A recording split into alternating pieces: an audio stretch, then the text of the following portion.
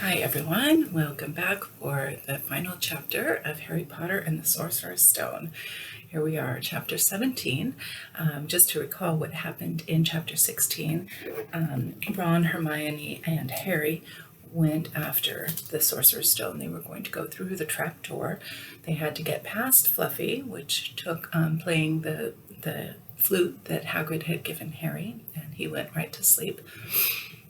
They had to get past the Devil's Snare, which was the plant that entwined itself around them. Hermione saved them from that, of course, with her fire. And then, let's see, they had to get past the door that they had to find the right key for. So they had to get up on their brooms and find the key and put the key through the door. The keys were all that had wings. They looked like birds.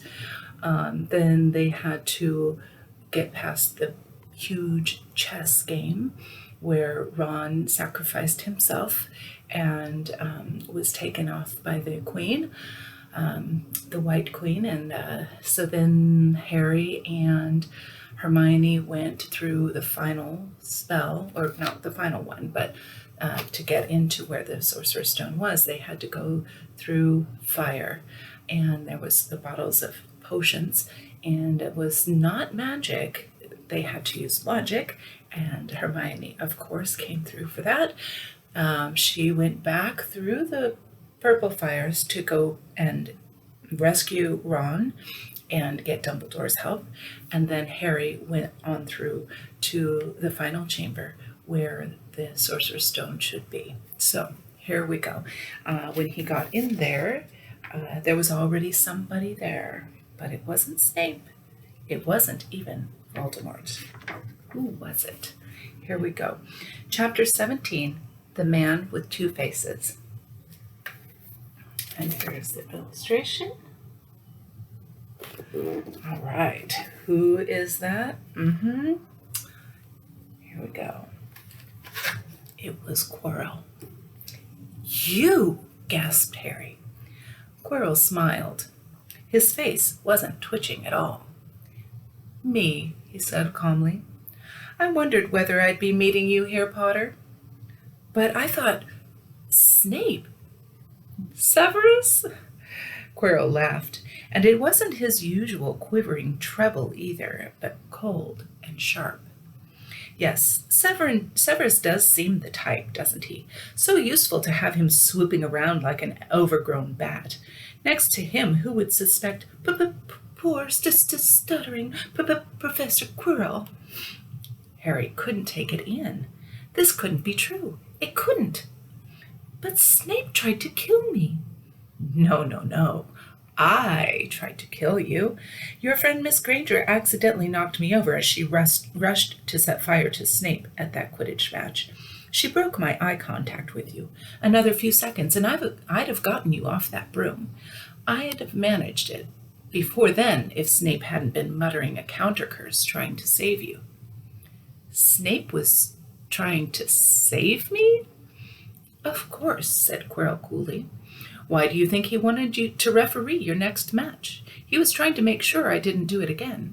Funny, really. He needn't have bothered. I couldn't do anything with Dumbledore watching. All the other teachers thought Snape was trying to stop Gryffindor from winning. He did make himself unpopular.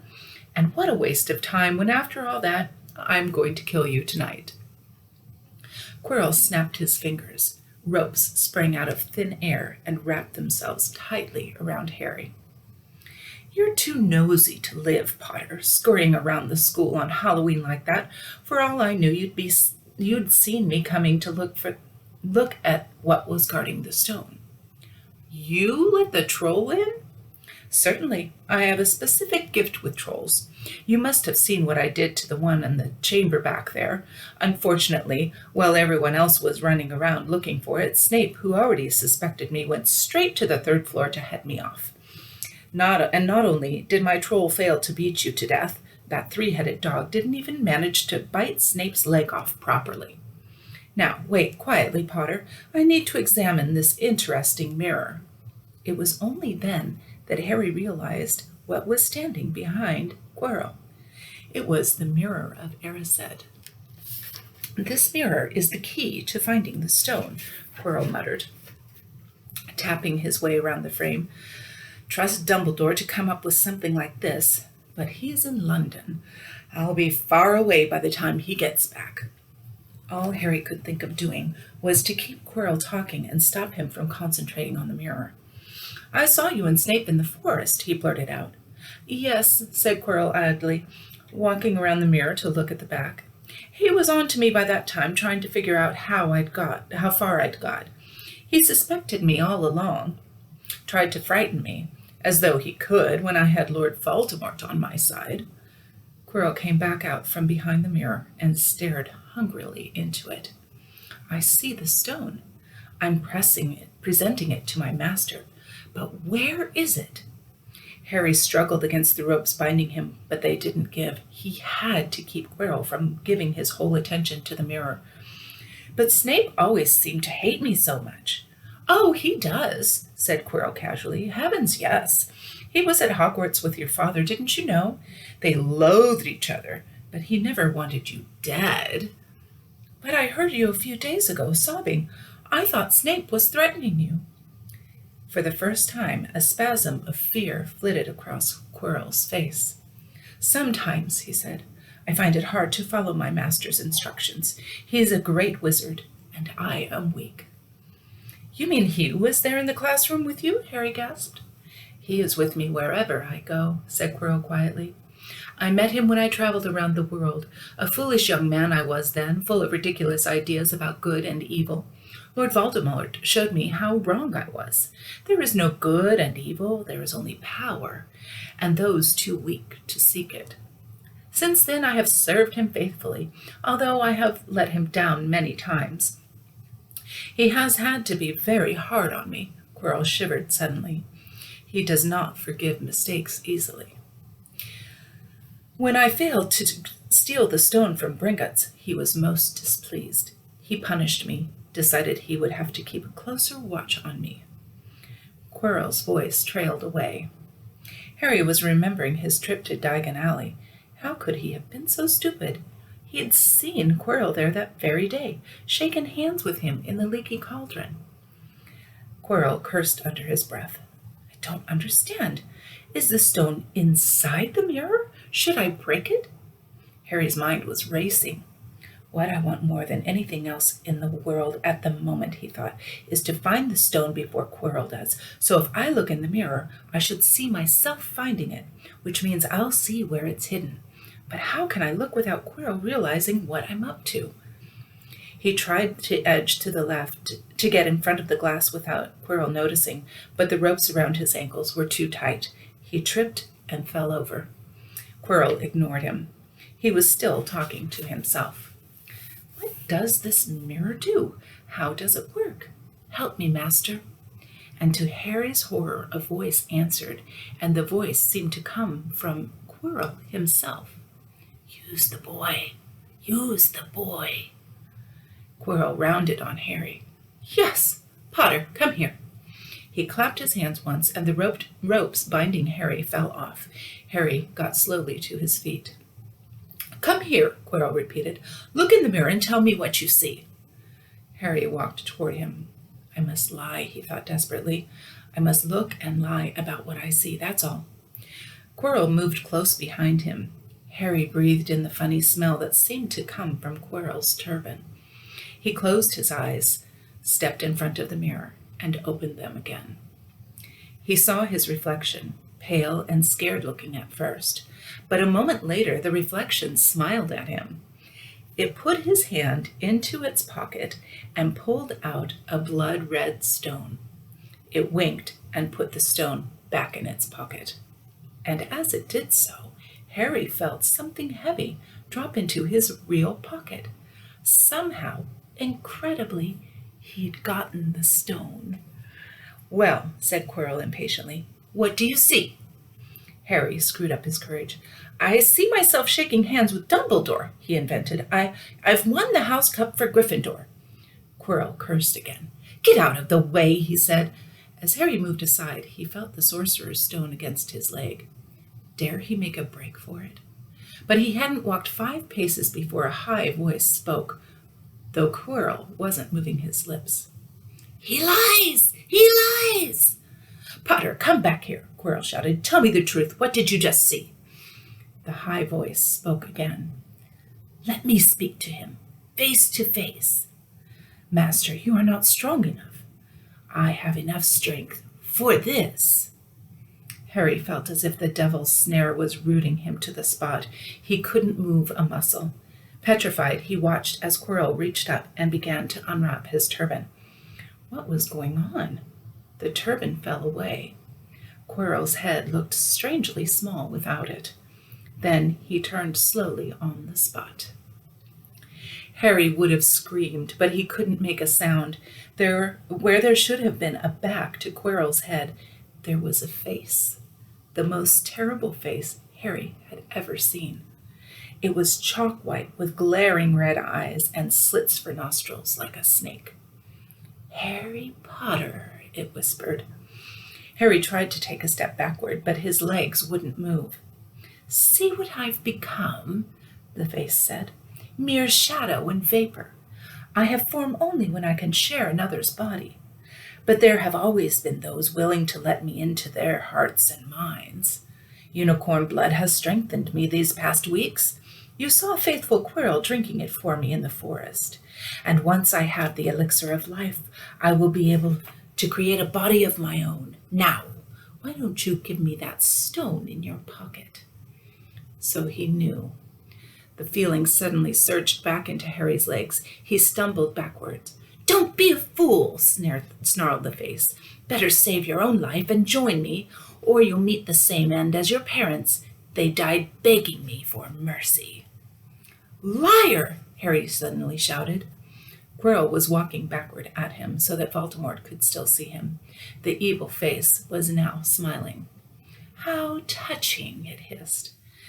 "I always value bravery. Yes, boy, your parents were brave. I killed your father first, and he put up a courageous fight. But your mother needn't have died. She was trying to protect you. Now give me the stone, unless you want her to have died in vain." "Never!" Harry sprang toward the flame door, but Voldemort screamed, "Seize him!"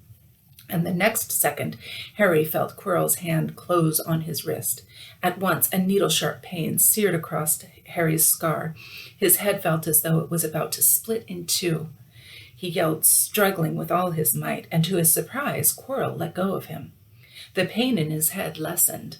He looked around wildly to see where Quirrell had gone, and saw him hunched in pain, looking at his fingers. They were blistering before his eyes. "Seize him! Seize him!" shrieked Voldemort again. And Quirrell lunged, knocking Harry clean off his feet, landing on top of him, both hands around Harry's neck. Harry's scar was almost blinding him with pain, yet he could see Quirrell howling in agony. "Master, I cannot hold him! My hands! My hands!" And Quirrell, though pinning Harry to the ground with his knees, let go of his neck and stared, bewildered, at his own palms. Harry could see they looked burned, red, raw, and shiny. "Then kill him, fool, and be done!" screeched Voldemort. Quirrell raised his hand to perform a deadly curse, but Harry, by instinct, reached up and grabbed Quirrell's face. "Ah!" Quirrell rolled off him, his face blistering too, and then Harry knew. Quirrell couldn't touch his bare skin without suffering terrible pain. His only chance was to keep hold of Quirrell, keep him in enough pain to stop him from doing a curse. Harry jumped to his feet, caught Quirrell by the arm, and hung on as tight as he could. Quirrell screamed and tried to throw Harry off. The pain in Harry's head was building. He couldn't see. He could only hear Quirrell's terrible shrieks and Voldemort's yells of, "Kill him! Kill him!" and other voices, maybe in Harry's head, crying, "Harry! Harry!" He felt Quirrell's arm wrenched from his grasp, knew all was lost, and fell into blackness. Down, down, down. Something gold was glistening just above him. The snitch! He tried to catch it, but his arms were too heavy. He blinked. It wasn't the snitch at all. It was a pair of glasses. How strange. He blinked again. The smiling face of Albus Dumbledore swam into view above him. "Good afternoon, Harry," said Dumbledore. Harry stared at him. Then he remembered. "Sir, the stone! It was Quirrell! He has got the stone! Sir, quick!" "Calm yourself, dear boy. You are a little behind the times," said Dumbledore. "Quirrell does not have the stone." "Then who does? Sir, Harry, please relax, or Madame Pomfrey will have me thrown out." Harry swallowed and looked around him. He realized he must be in the hospital wing. He was lying in bed with white linen sheets, and next to him was a table piled high with what looked like half the candy shop. "Tokens from your friends and admirers," said Dumbledore, beaming. "What happened down in the dungeons between you and Professor Quirrell is a complete secret, so naturally the whole school knows. I believe your friends, Masters Fred and George Weasley, are responsible for trying to send you a toilet seat. No doubt they thought it would amuse you. Madame Pomfrey, however, felt it might not be very hygienic and confiscated it." "How long have I been in here?" 3 days. Mr. Ronald Weasley and Miss Granger will be most relieved you have come round. They have been extremely worried." "But, sir, the stone—" "I see you are not to be distracted. Very well, the stone. Professor Quirrell did not manage to take it from you. I arrived in time to prevent that, although you were doing very well on your own, I must say." "You got there? You got Hermione's owl?" "We must have crossed mid-air. No sooner had I reached London than it became clear to me that the place I should be was the one I had just left. I arrived just in time to pull Quirrell off you." "It was you!" "I feared I might be too late." "You nearly were. I couldn't have kept him off the stone much longer." "Not the stone, boy, you. The effort involved nearly killed you.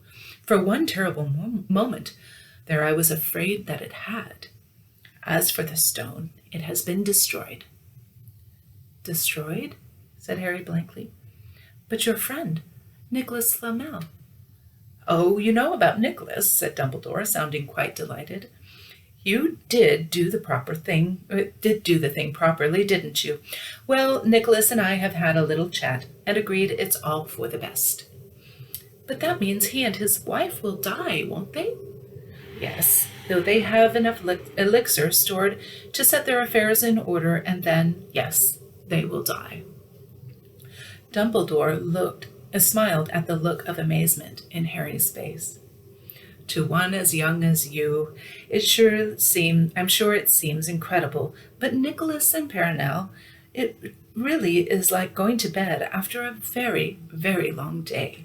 After all, to the well-organized mind, death is but the next great adventure. You know, the stone was really not such a wonderful thing. As much money and life as you could want, the 2 things most human beings would choose above all. The trouble is, humans do have a knack of choosing precisely those things that are worst for them." Harry lay there, lost for words. Dumbledore hummed a little and smiled at the ceiling. "Sir," said Harry, "I've been thinking, sir, even if the stone's gone, you know who.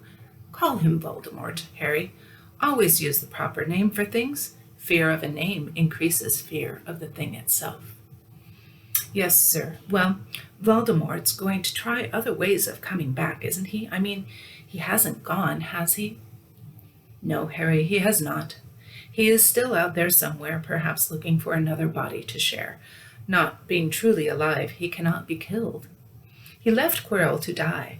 He shows just as little mercy to his followers as his enemies." "Nevertheless, Harry, while you may only have delayed his return to power, it will merely take someone else who is prepared to fight what seems a losing battle next time. And if he is delayed again and again, why, he may never return to power." Harry nodded, but stopped quickly because it made his head hurt.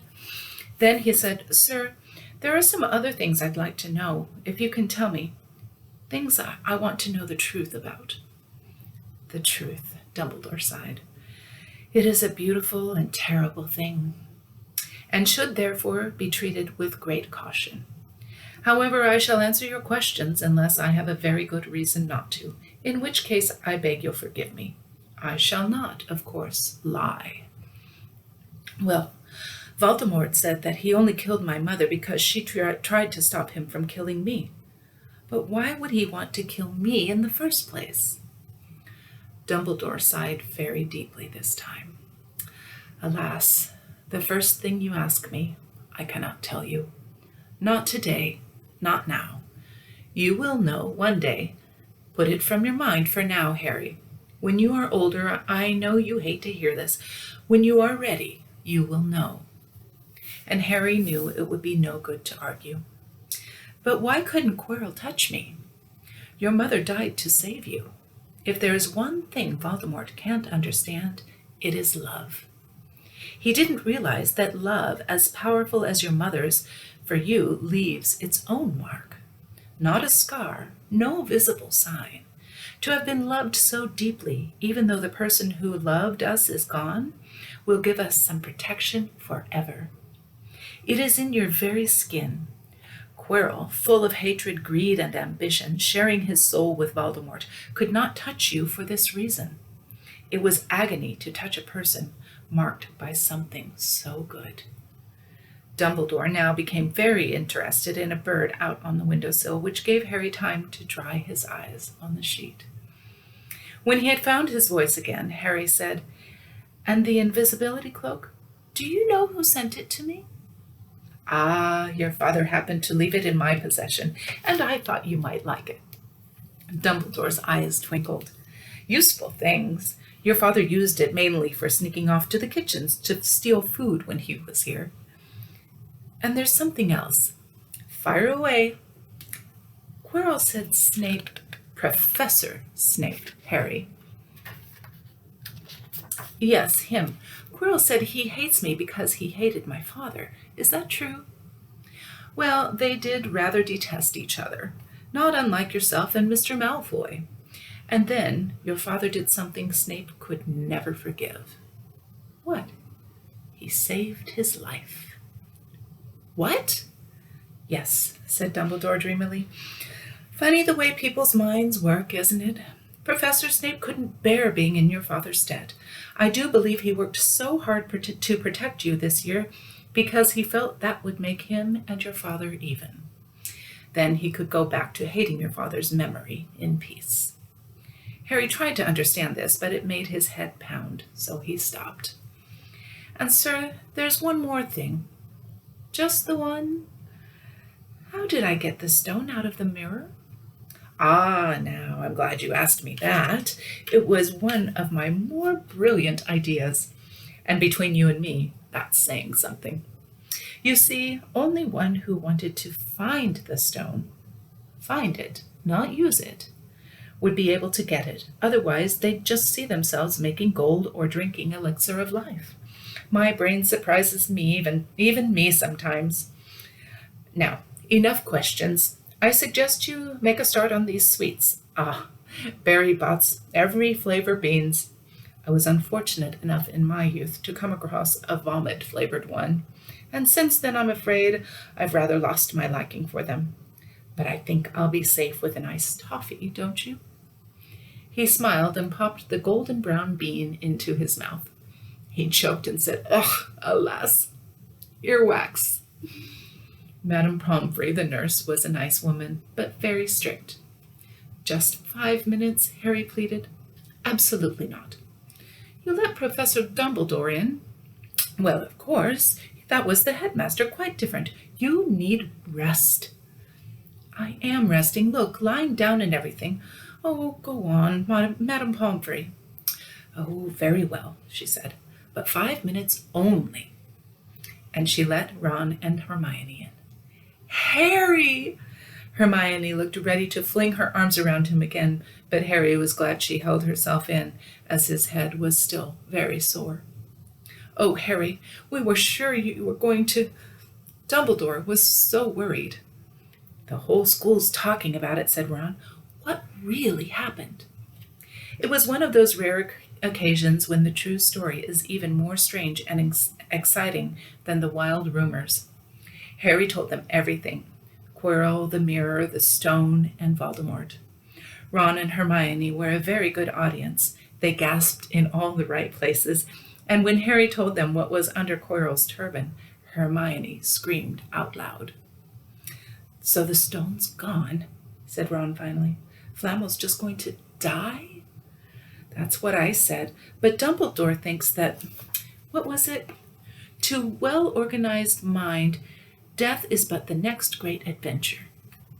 "I always said he was off his rocker," said Ron, looking quite impressed at how crazy his hero was. "So what happened to you two?" said Harry. "Well, I got back all right," said Hermione. "I brought Ron round. That took a while. And we were dashing up to the Owlery to contact Dumbledore when we met him in the entrance hall. He already knew. He just said, 'Harry's gone after him, hasn't he?' and hurtled off to the 3rd floor." "Do you think he meant you to do it?" said Ron, "sending you your father's cloak and everything?" "Well," Hermione exploded, "if he did, I mean to say, well, that's terrible. You could have been killed." "No, it isn't," said Harry thoughtfully. "He's a funny man, Dumbledore. I think he sort of wanted to give me a chance. I think he knows more or less everything that goes on here, you know. I reckon he had a pretty good idea we were going to try, and instead of stopping us, he just taught us enough to help. I don't think it was an accident that he let me find out how the mirror worked. It's almost like he thought I had the right to face Voldemort if I could." "Yeah, Dumbledore's off his rocker, all right," said Ron proudly. "Listen, you've got to be up for the end-of-year feast tomorrow. The points are all in, and Slytherin won, of course. You missed the last Quidditch match. We were steamrollered by Ravenclaw without you. But the food'll be good." At that moment, Madame Pomfrey bustled over. "You've had nearly 15 minutes. Now out," she said firmly. After a good night's sleep, Harry felt nearly back to normal.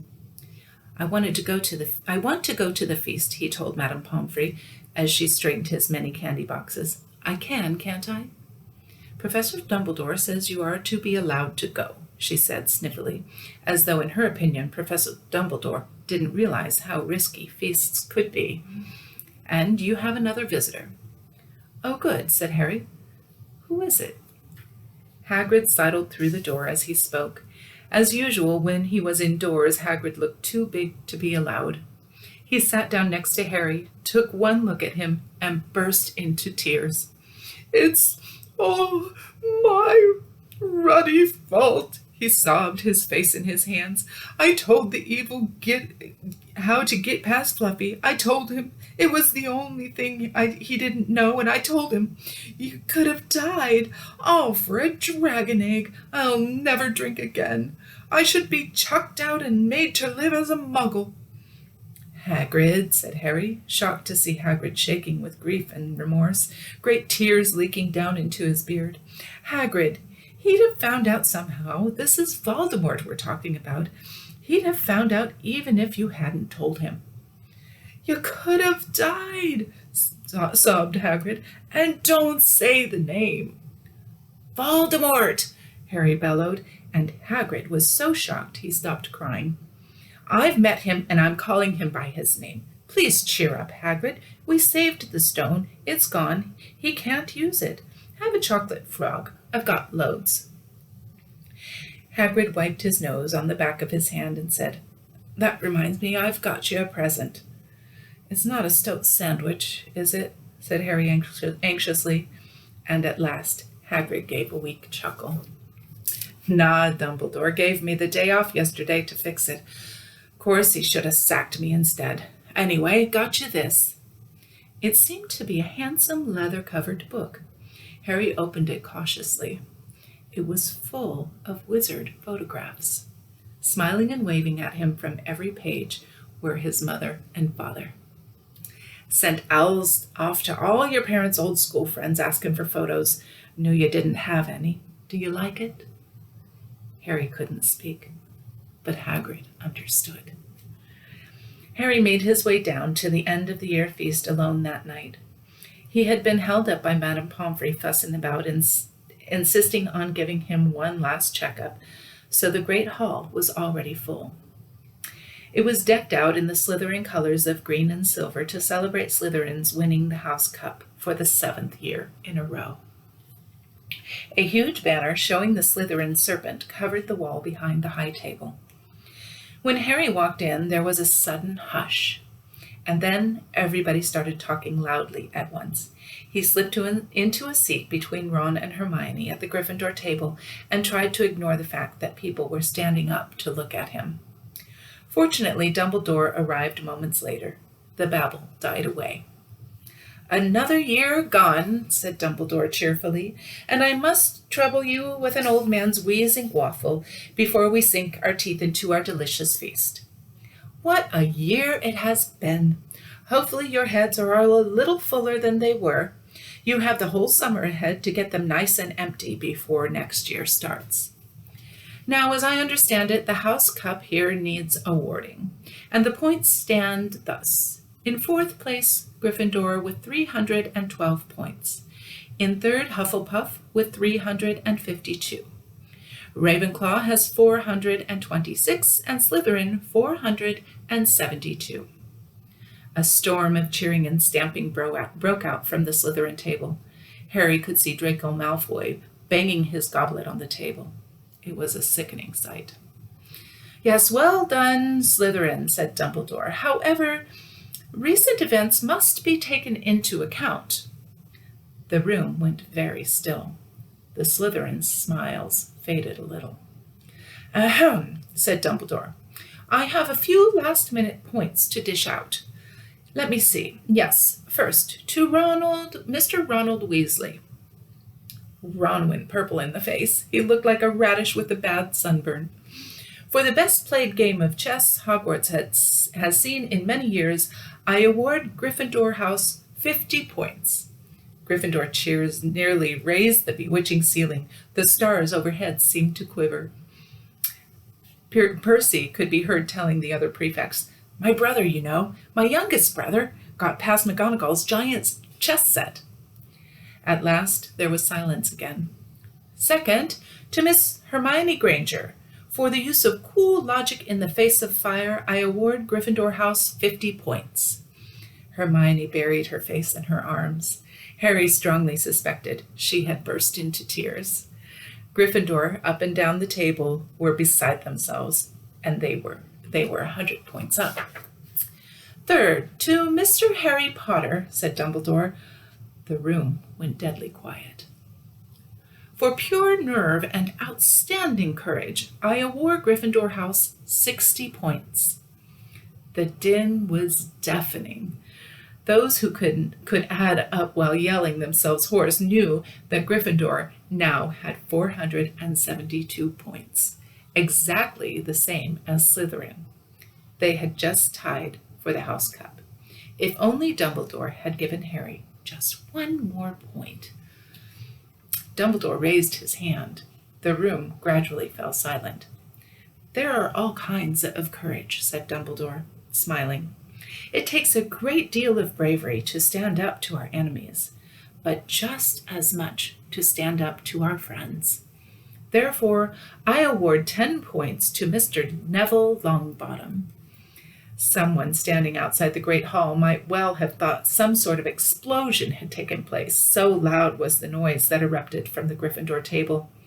Harry, Ron, and Hermione stood up to yell and cheer as Neville, white with shock, disappeared under a pile of people hugging him.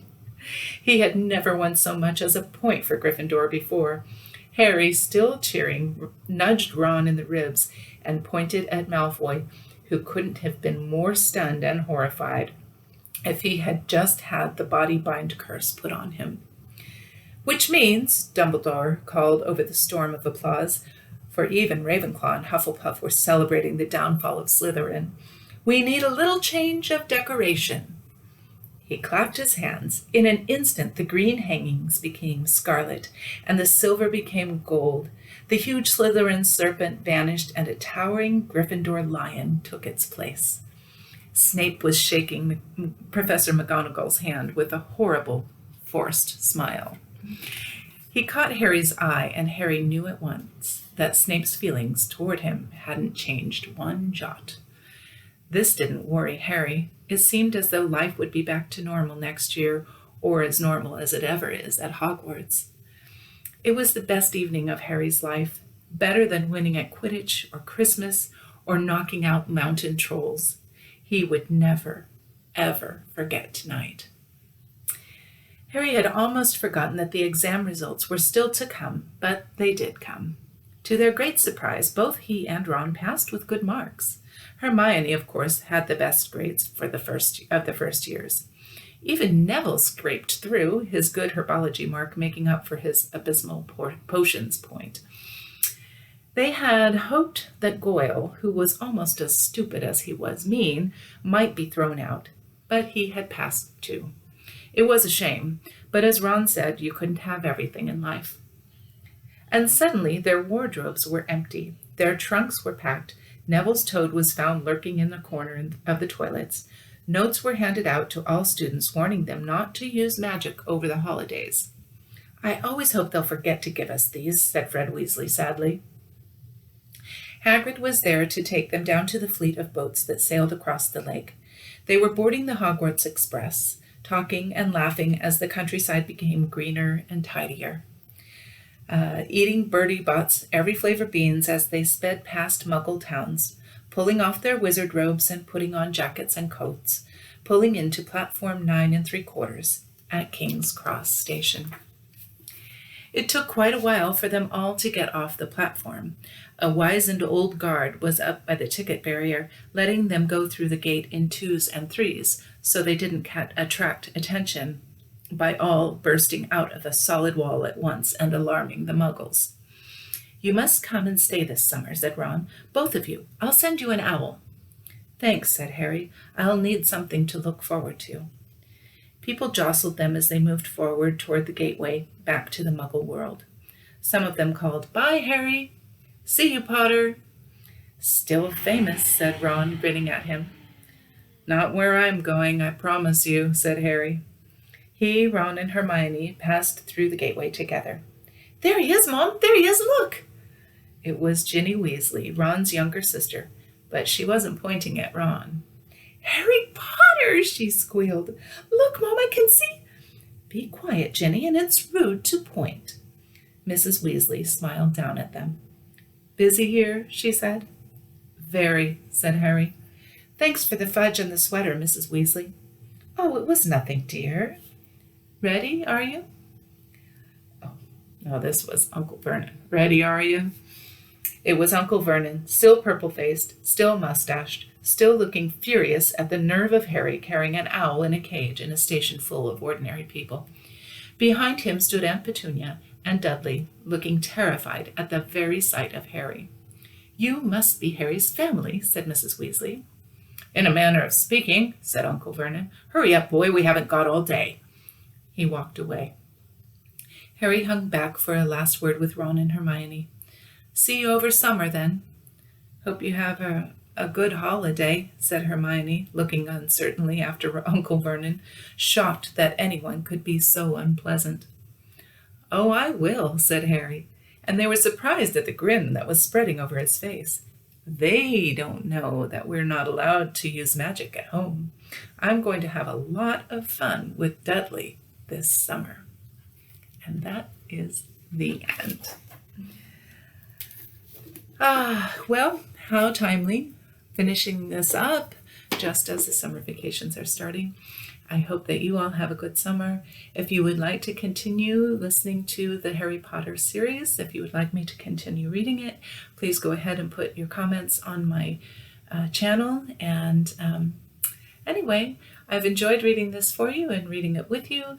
I hope you have a wonderful summer. Stay well and keep dreaming, keep reading, and take care. Bye-bye.